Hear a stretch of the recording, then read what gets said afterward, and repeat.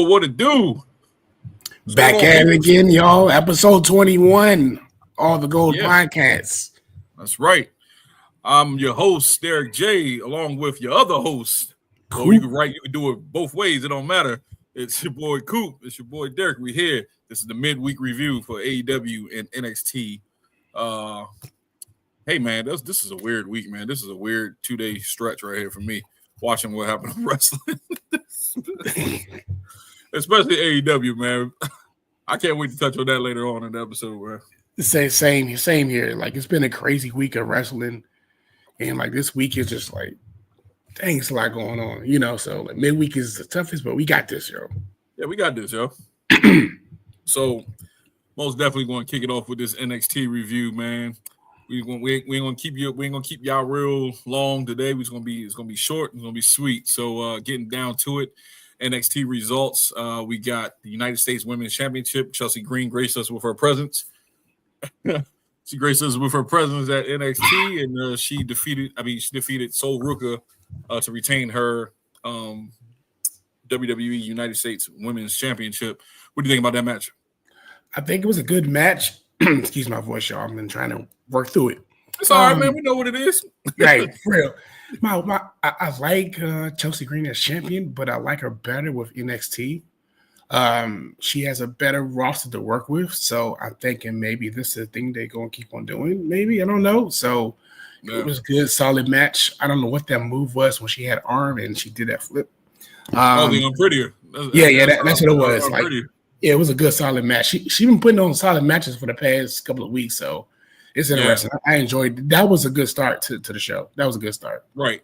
I mean, it's good to see her with fresh matchups. Like I said, like they could just keep it interesting and putting more faces, different faces with charisma into the mid-card titles. Yes. It'll be a good look, especially for Chelsea. I think she's killing it right now more than what Lyra Valkyria is doing with the Intercontinental Championship. So we'll see. Next up was Josh Briggs and Noah's Yoshiki Inamura. They defeated Tank and Hank, which was like okay match for a tag team. I do like I like the guy from Noah. Inamura. I think he's a pretty entertainer. I saw him live at Vengeance Day, and he was good to watch in the ring, man. He's real agile for a big man, so that was pretty cool. What you think about that match? I enjoy that match. I do agree. Like the fact he's a big man, he can work. It's a lot of big men who are not athletic. Him is clearly not the case at all. So this is one of those things where, like, damn, is NXT like the best show? Like, I don't know, man. NXT has been entertaining for the past couple months, man. Like I've really been enjoying NXT more than SmackDown sometimes. Yeah, I agree. I definitely agree. Raw's still good for me, but SmackDown's kind of like went down. I'm like, whatever. Not saying whatever was SmackDown, but SmackDown kind of lose my interest, go in and out. You know what I'm saying? Yeah, exactly. This is a funny stable name, the Culling. Don't know what that's about, but that's Sean Spears' stable. It's a pretty cool stable. I think they got some good pieces in there. I'm not really a big fan of what's the guy's name? Not Briggs. Cheese. What we just talking about him yesterday? The other guy, he's team with Briggs, man. I forgot his name already, man. He's so unforgettable, man. So it'll come back to me. But I'm not a big fan of him. But I do like the Sean Spears. I like the girl. Damn, I forgot her name too. But anyway, that's what it says. You know what I'm saying? Like, if you don't have personality, I'm not gonna remember. You know what I'm saying? Like, some people I can remember, but like, whatever. But it's a good start for a faction, I guess. And then they kind of look serious. So, and they went against the D'Angelo family. I thought that was pretty interesting. And I think that your boy Stacks is setting up Tony D'Angelo. I think Stacks is going to turn on him real soon. What you think about that? It's one of those. Yeah, what's been good lately about wrestling, as far as NXT, like far as heel turns and people turn on each other, they always building it in a slow way. They always throwing little hints and little teasers about certain things. So it's going to be interesting to see how they're going to pick that up eventually. So just got to keep watching and see, you know? Right. Oh, yeah. So the guy that I forgot his name was Brooks Jensen. That's how, like I'm saying, like he's so forgettable. You know what I'm saying? Like, and it's just with him. I'm like, whatever. Anyway, we're gonna keep this rolling. Fatal Influence come out, and I call them the bootleg Fatal Attract, whatever their name was, Attraction, the one with Mandy Rose. That's what. It's a copycat stable with JC Jane and Fallon Henley and the other girl. I forgot her name too. So that's what I'm saying. Like some people, like if you're not going to grab my attention, I'm going to forget your name. So please grab my attention. I agree. Yeah, that's when Booker T was going crazy. Yeah, man. Yeah, dog. All right. I was like, yo, Booker, calm down. Booker be he off the hook, yo. Charmel probably curse him out every time he come home, man. I'm like, bro, you married? He be like, yeah. All right, Hottie Biscotti. You like sucky ducky, quack quack. He be calling. But yeah, man. It's crazy, man. I think that, like I said, they beat it. I said they beat it.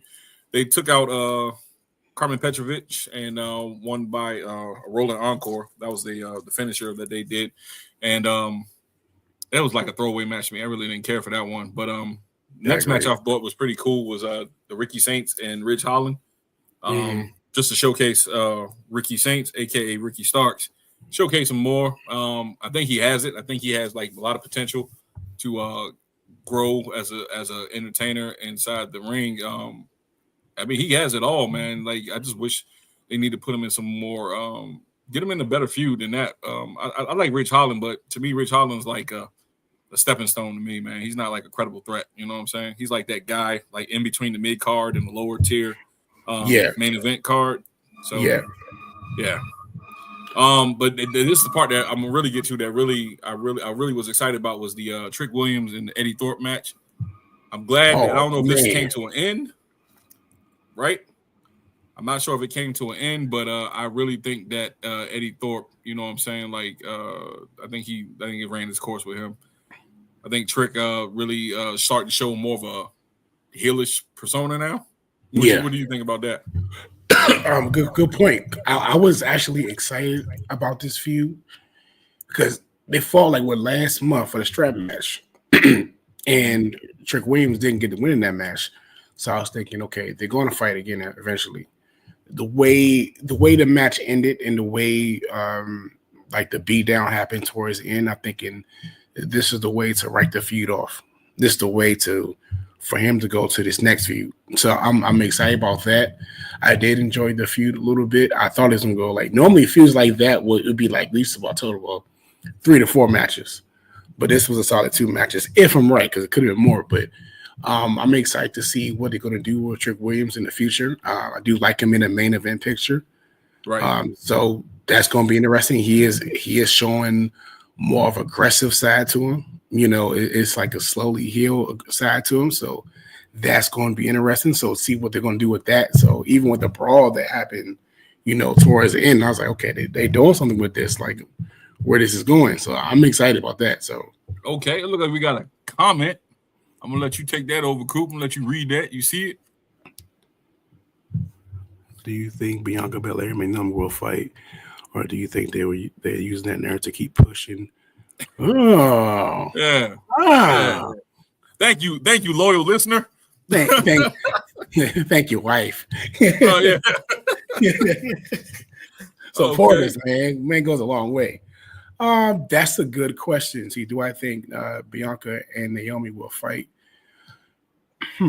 I think because the way their story has been built, they're kind of giving Bianca Belair a way to exit that storyline for a second.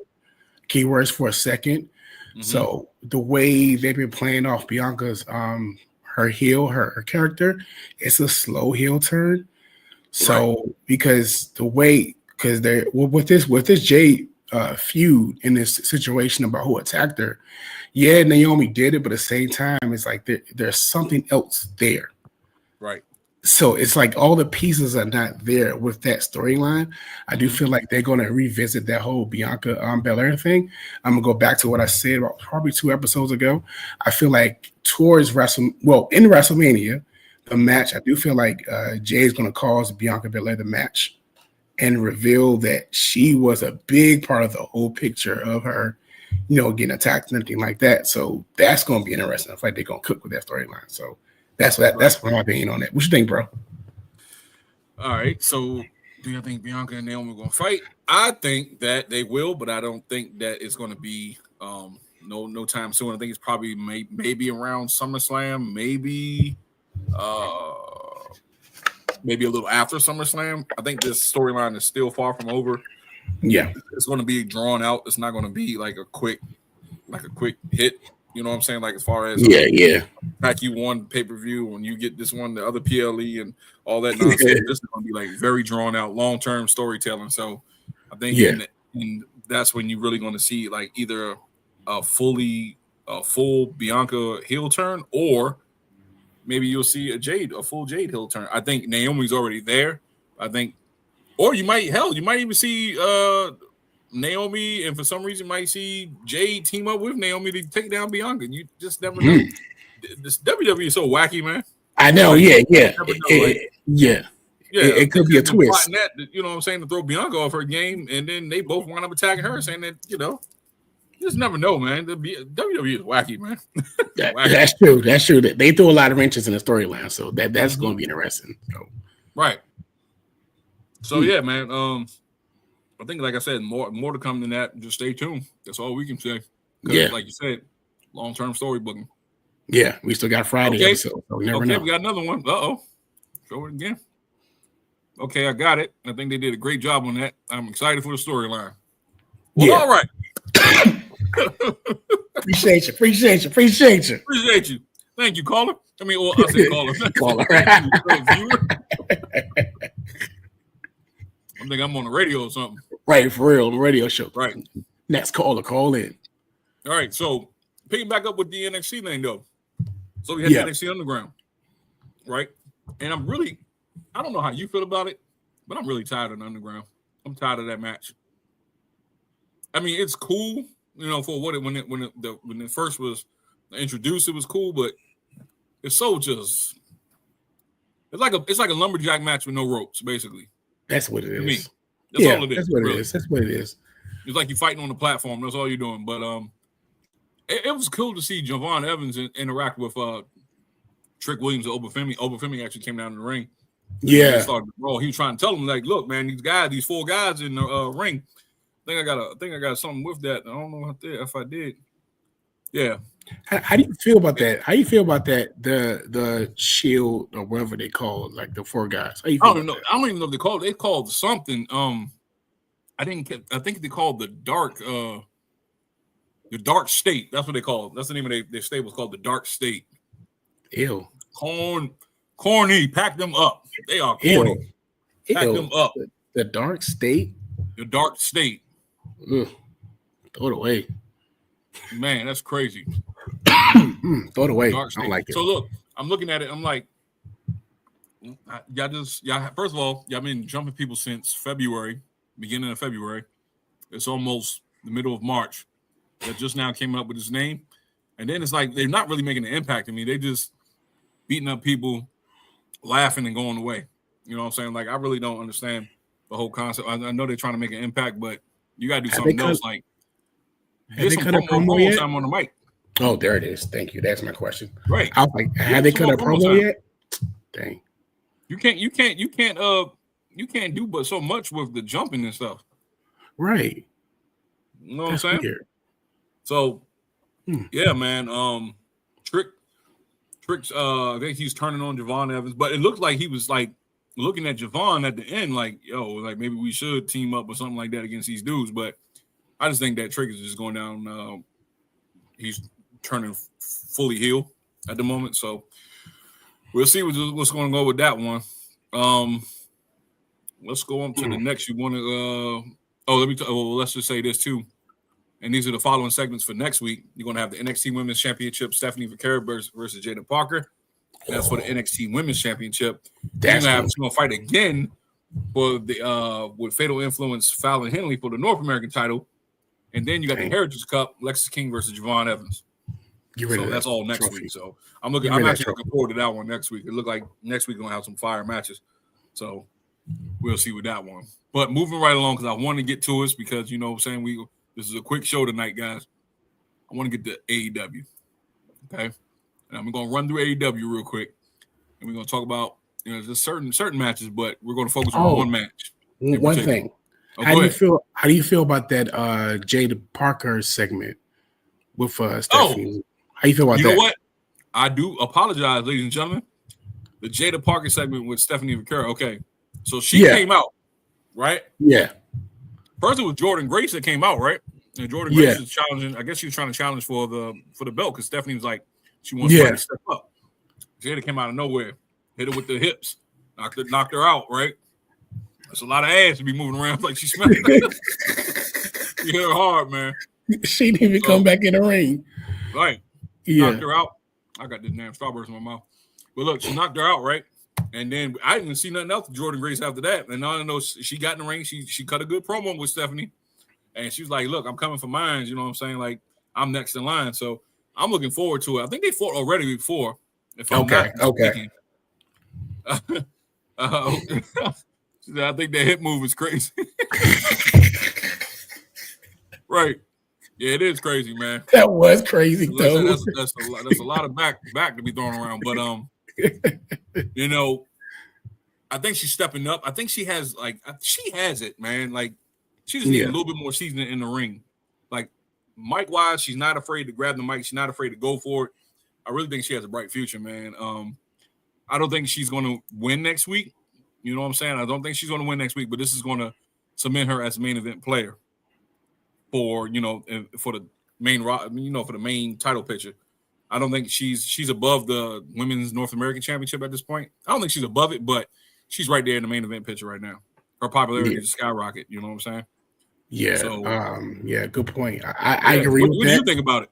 Yeah, I agree. I thought the segment was weird. I thought it was weird how they just took Jordan Grace out like a jobber and just got rid of her. I thought that was kind of weird. That was weird, man.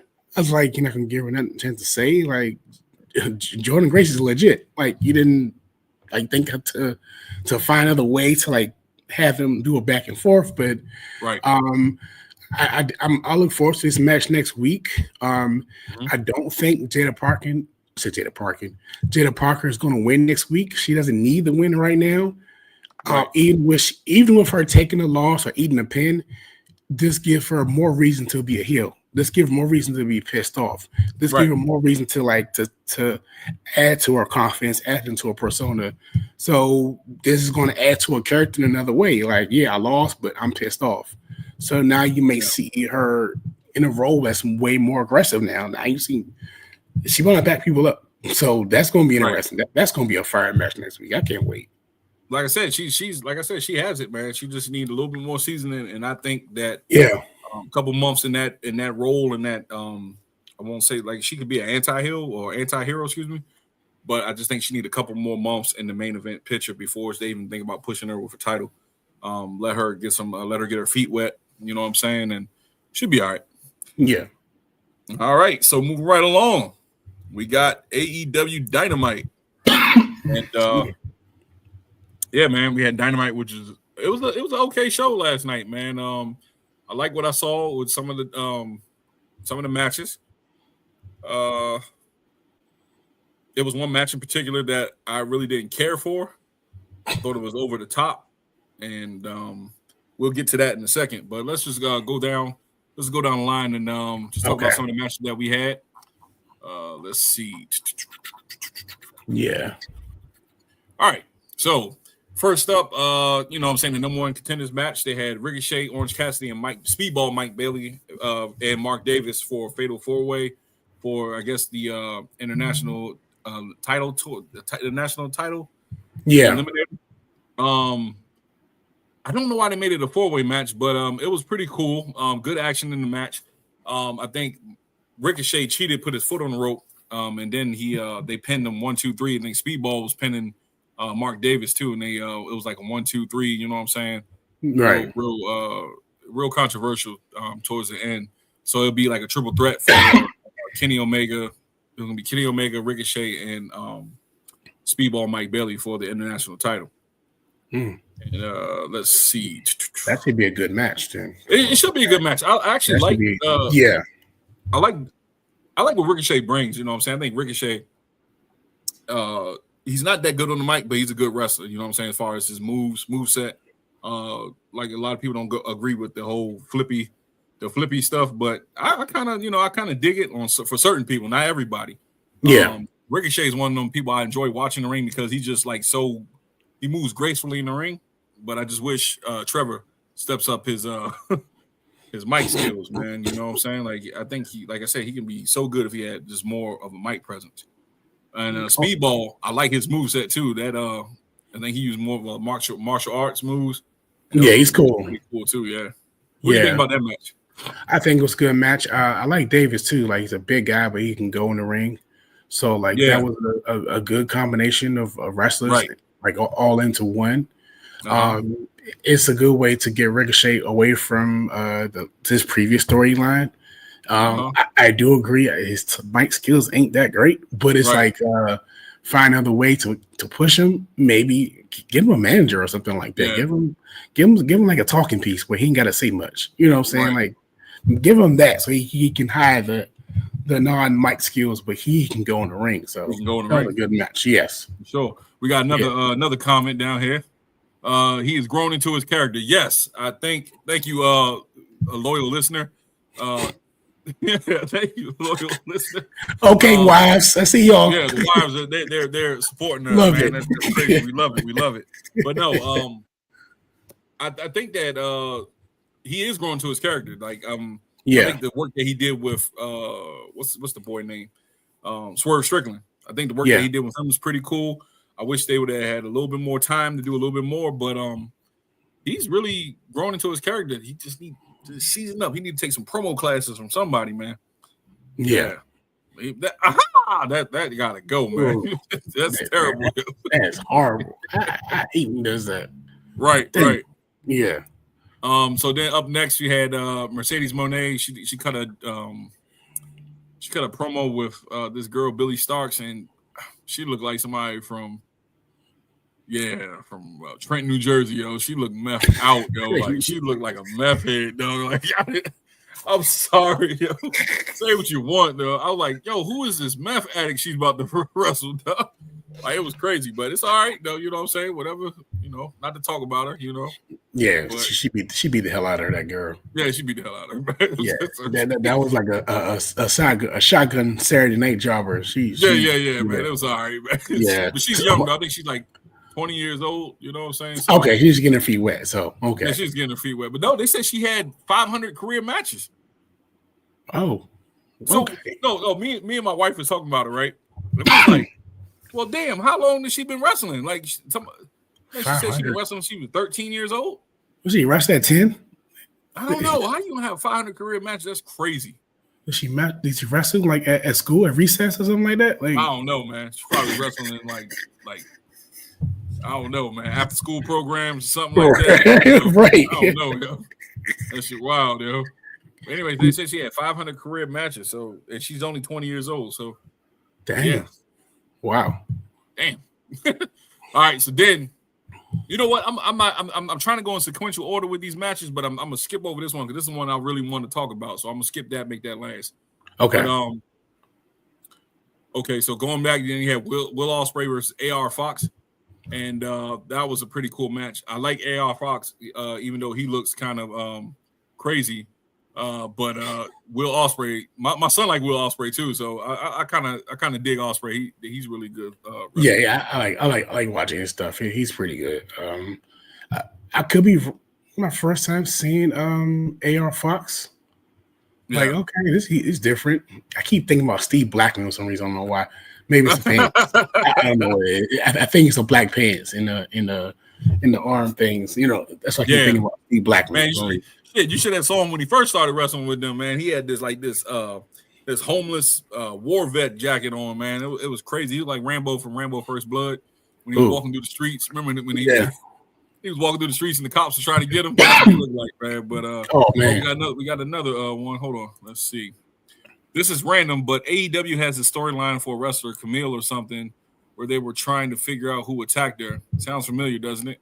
Yeah, it does sound pretty familiar. Sound like Jade one. Oh, didn't that happen like a couple years ago? Am I right?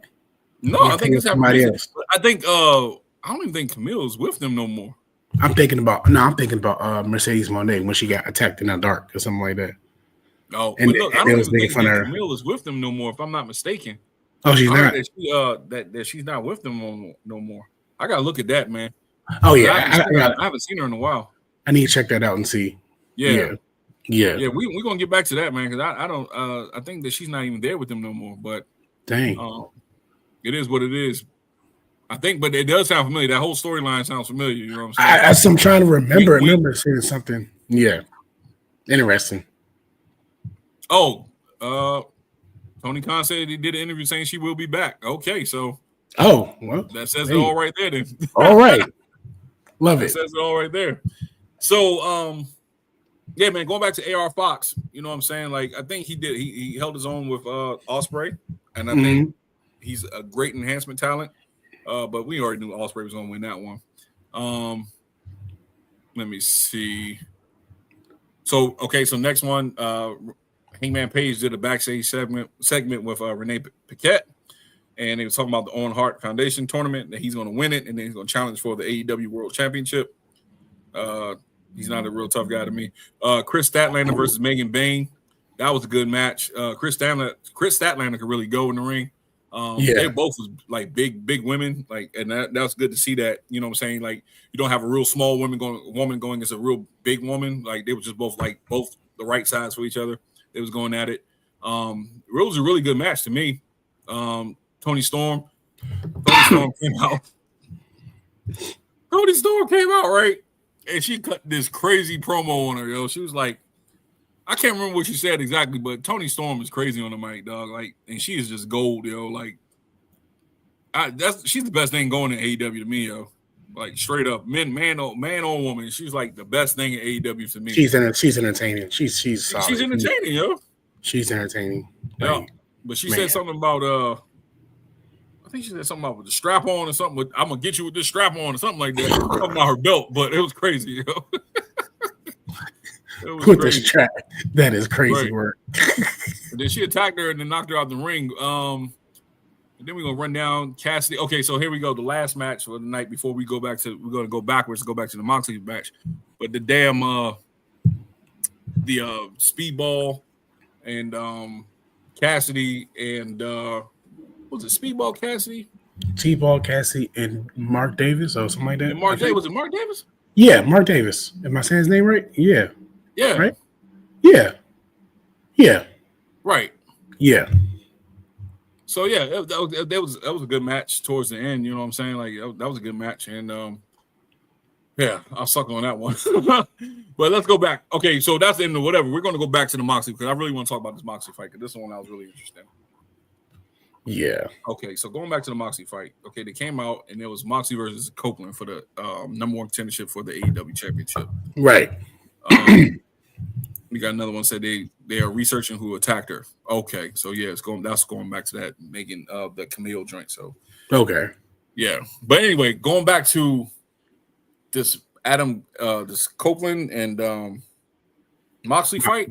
Yeah, this was crazy, yo. Yeah, this was crazy. Like, I've seen like thumbtacks in the ring. I've seen like brutal chair shots.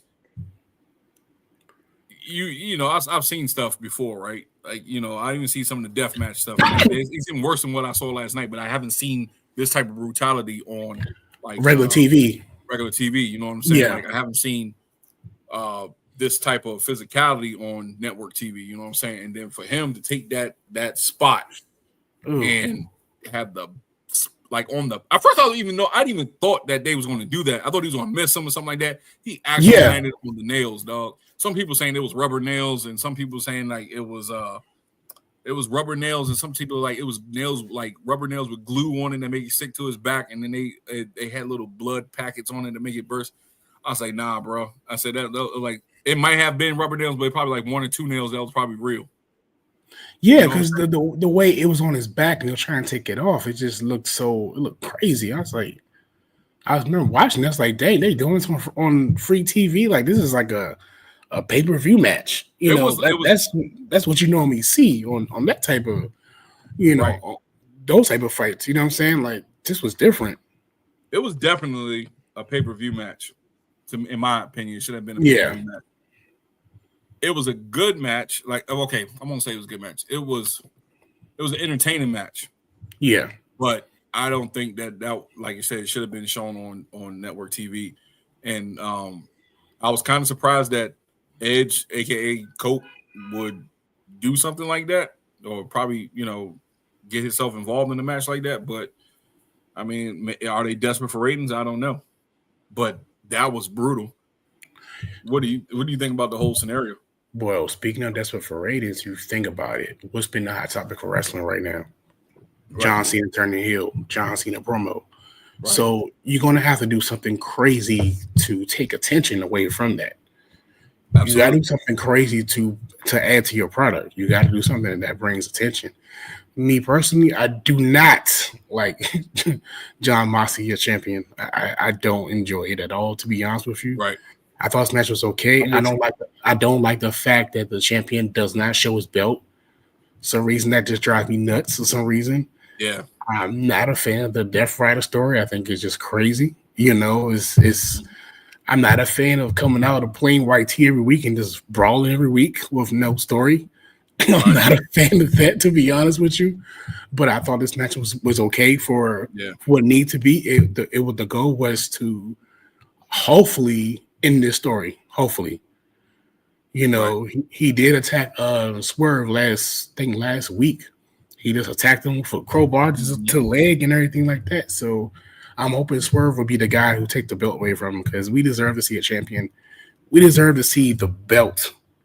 Right. It's just so weird to me. I just can't get past it. I can't get past it. I'm trying. Yeah.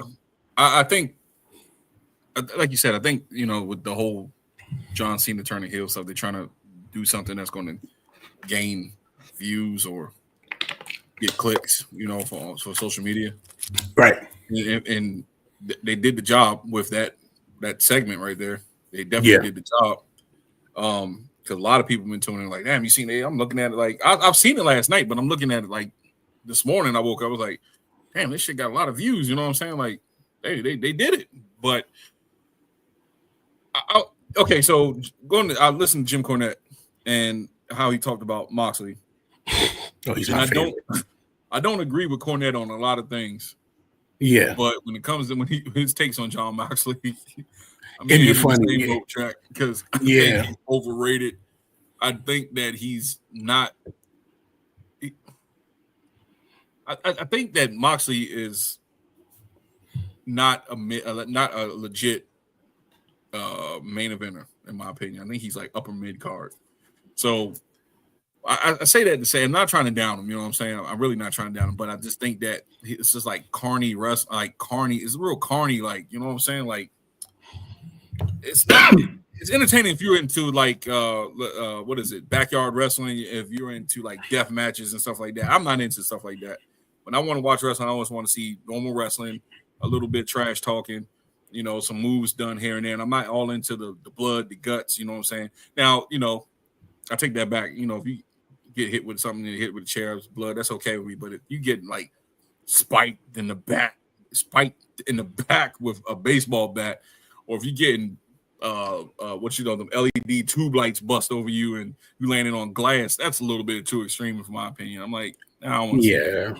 Or if you bleed in every match. Right. And as much as I like Tony Storm and I like Mariah May, that way they went out the Hollywood ending, that was pretty brutal too. You know what I'm saying? Them playing in glass, fighting in glass and stuff like that. Yeah. That was pretty brutal. And it's not for me. You know what I'm saying? Some people got different tastes, and I agree. You know what I'm saying? I'm not knocking their taste. This is not for me. I agree. Yep. Yeah, man. What do you think about, like, do you think that type of wrestling has a place in the mainstream? I think it does, but here's the thing, like when people bleed, it should be like, oh man, he's bleeding. Oh my gosh. But when it's done so many times over and over again, it's like John Moxley, he's gonna bleed every match. Look at that, you know man. What I'm saying? Crazy, yeah. Like he's gonna bleed. He's gonna that's his stick. Right. He's gonna bleed or do something crazy or bats, nails. That's his stick. I'm not a fan of him, to be honest with you, and it's not me hating on him. It's just me pointing out the fact that that's what he relies on. Right. You know what I'm saying? Like, it's not like a solid, regular telling a story match. A lot of champions that you have seen, like Cody Rhodes, John Cena, Brett, Shawn, Rock, Austin, Taker, all of them, you can like off the top of your head pull out and think about matches that where they were in, where they told the story. You can think about, oh man, Shawn Michaels and Bret Hart in '96. Oh, that was a classic. Stone Cold and Undertaker, SummerSlam '98. That was a classic because the match told a story. With John Moxley, oh man, he bled. Right. Doesn't he always do that? That's been the biggest thing, and that's how I feel. I'm like, I wish he would just rely on his wrestling skills more to tell a story. Even with his feuds are like fight. I'm crazy. Fight. Remember what we saying about the whole like Jay Uso and Gunther feud? How you just attack. Right. That's how the Death Riders feud was. Oh, they're brawling in the ring. Okay, we did it last week. They're brawling backstage. They did it last week. They did it last week. It's no like. It's the same I shit. can't think it's the same. It's the same thing. Same shit. Yeah. Like it's always an attack angle. They're interfering in the match. It's like, how much can you do of the same? How much can you do of it? You know what I'm saying? So yeah, same. Throw it away. Sorry. So yeah, just throw them away, man. Like a little bit disappointing in Edge or Copeland. You know what I'm saying? Like, I'm not saying I'm disappointed in him like as a performer. I'm just disappointed in just the angle that he took with that man. I just thought that, you know what I'm saying, like he probably wouldn't be a part of that. But it is what it is. You know what I'm saying? Yeah. They did it for likes, you know what I'm saying, and some attention. And they got a lot of attention from it, I'll tell you that much. Right. All right, so we're gonna just do like 2 news stories that I heard, man, and that we're gonna wrap this up, man, because first of all, we all know I reported a couple episodes ago that Lex Luger is going to the WWE Hall of Fame, but it's reports that WWE wants Sting, and this is coming from Lex Luger too. He wants Sting to introduce him or introduce him into the WWE Hall of Fame. I personally think that is an awesome move. I love it if they do it. You know the history that they have together in WCW. You can't deny that, and it would be so corny if Tony, because Sting is under a legend contract with AEW. Oh, it would be so corny if Tony Khan does not let Sting introduce Lex Luger in the WWE Hall of Fame. Dang. Out of respect for like legends, and if Sting is, to me, if Sting is not an active wrestler on AEW right now, he should be free to able to go to WWE and introduce his friend. Yes, one night. We should let that happen. Not to do it. You know what I'm saying? Yeah. Dang. What do you think about that? I didn't think about it until you said that. And I'm hoping that's not the case. I'm hoping, because one night introduce him to Hall of Fame. There's something major. This means a lot to the fans. It means a lot to Luger. Luger is a legend. Sting is a legend. When you think of them, you think of each other. A lot of things they're done for the wrestling, for wrestling. So I'm hoping they do the right thing, because it's not like Sting. I agree. It's not like Sting on a regular basis wrestling for AEW every week. He's like, he got a legend contract. So let him please do the right thing and let that man get introduced the right way. He deserves it. Please do that the right way. I agree. Yeah, man, because like I said, just Tony Khan, please, man, don't be so petty. You can't let these two friends have a moment together and having Sting introduce Lex Luger into the WWE Hall of Fame, because I think that would be petty, and I think that would be a travesty if he doesn't let him do it. And let me see. There was one more I saw. Thank you. Okay, here we go right here. So AEW has just filed a trademark for a brand new team. It's called Titans Del Air, which will be the Hologram and Commander. That's the two luchadors that's real popular right now in the AEW. So they're forming a tag team together.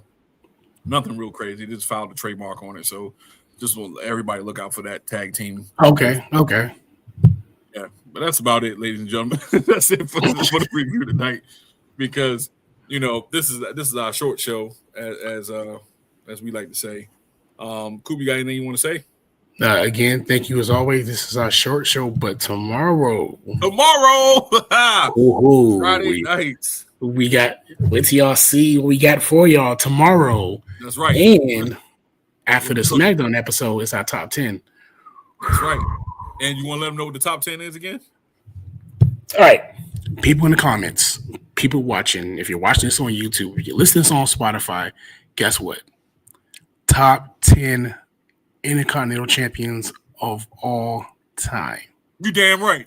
Top 10 Intercontinental Champions of all time. We are going to be doing that live tomorrow. Yeah, so once we end our show, we're going to go right back on. It's going to be like, this is how we do. We separate the shows now. We're going to do the review first, and then we're going to go our top 10 separately. So please be on the lookout for that. Everybody who watches, whoever who's been watching, really loves the top 10. So, yeah, man, just tune into it. Yep. Yeah, tune into it. Again, like we always say, thank you for all supports. Thank you for all the views, all the questions, all the comments, all the shares, feedback, and everything like that. We're growing one step at a time, but we're enjoying this process. The numbers look good, and this is fun, y'all. Thank you so much. That's right. Thank you so much, man. We appreciate all you guys. Good night, and we're out. Peace. Yep. Peace.